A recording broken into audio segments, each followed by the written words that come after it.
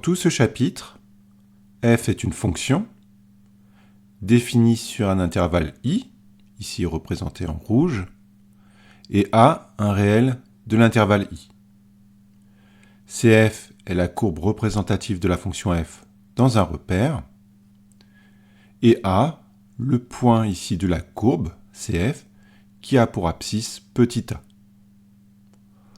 On va également considérer un réel h non nul, tel que a plus h soit également dans l'intervalle i, et le point m de la courbe cf qui a pour abscisse a plus h.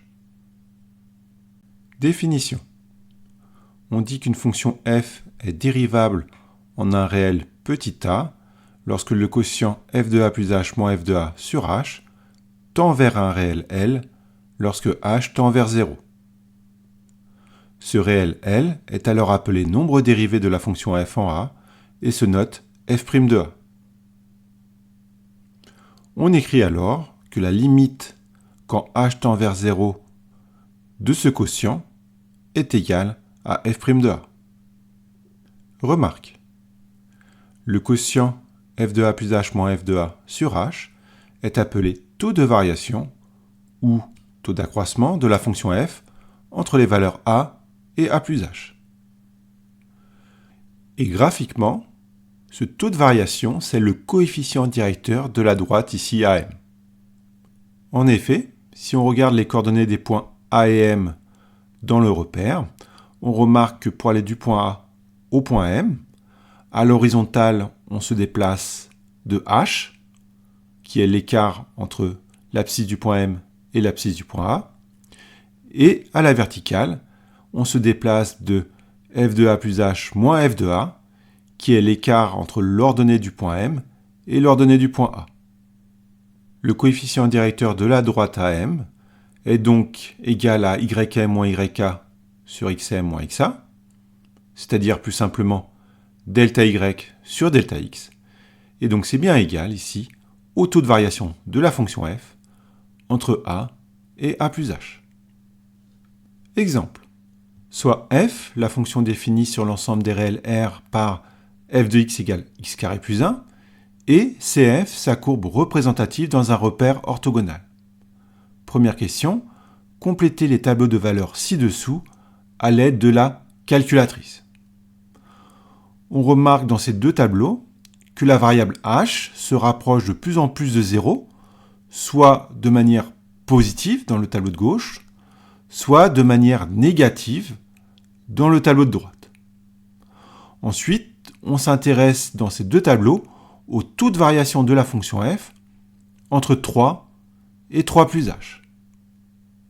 Graphiquement, cela revient donc à considérer un point A d'abscisse 3 sur la courbe f, un point M d'abscisse 3 plus h toujours sur la courbe f, et à s'intéresser au coefficient ici directeur de la droite AM.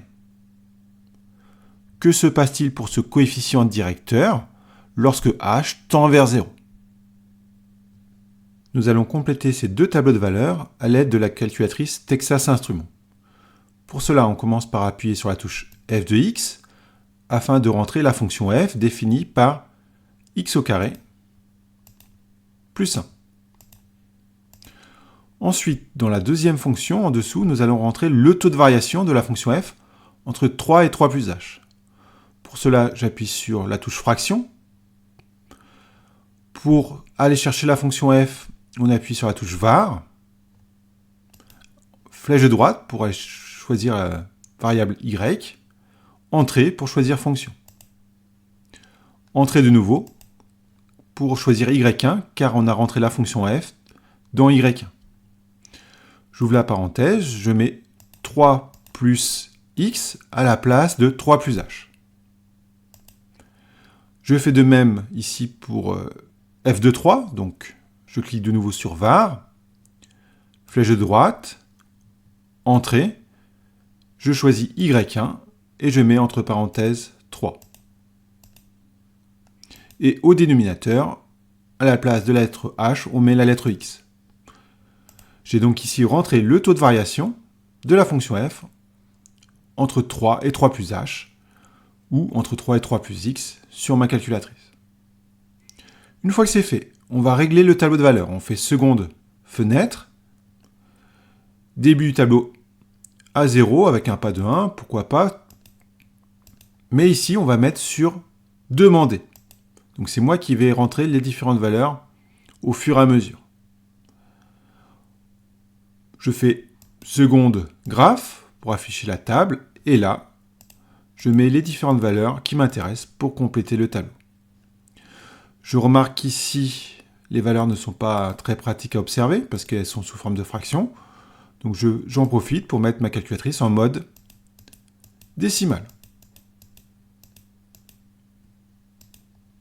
J'appuie sur Entrée. Et donc de nouveau, si je fais seconde table, j'obtiens ici les taux de variation sous forme décimale, ce qui est plus pratique.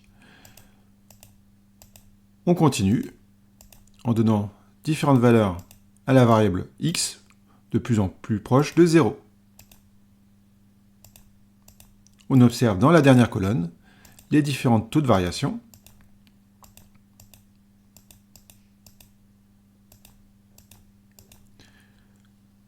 Alors ici, on constate que ce n'est pas tout à fait 6.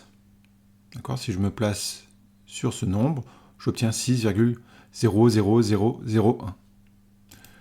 On fait de même avec des valeurs négatives.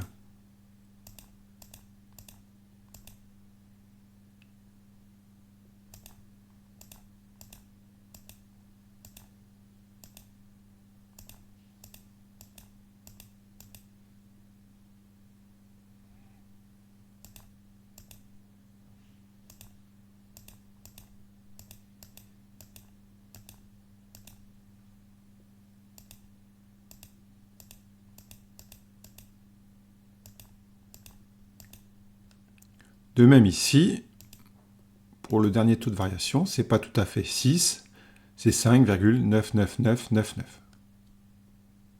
On complète ainsi les deux tableaux de valeurs de l'énoncé.